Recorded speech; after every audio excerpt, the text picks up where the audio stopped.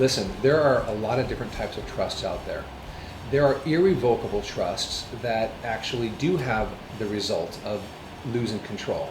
So it kind of begs the question, why would somebody do that? Why have an irrevocable trust if it means I lose control? Well, typically those are reserved for some tax benefits. You know, there are some advanced planning reasoning behind doing that. But the revocable living trust that we're talking about, that is much more common, and these days is probably 95% or more sufficient enough for an estate plan, is revocable.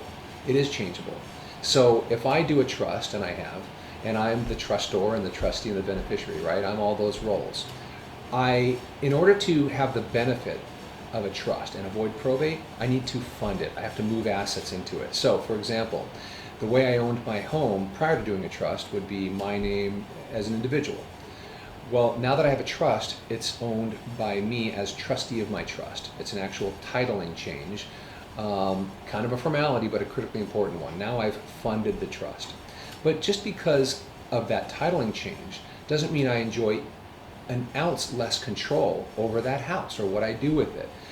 Having a trust of this nature, a revocable living trust, doesn't do anything to take away any of my control and the ability to control my assets.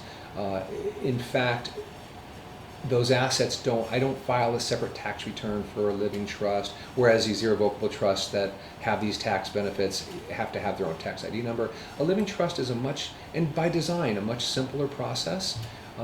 It's really just me, but it's an entity that is taking my assets and owning them instead of me as an individual.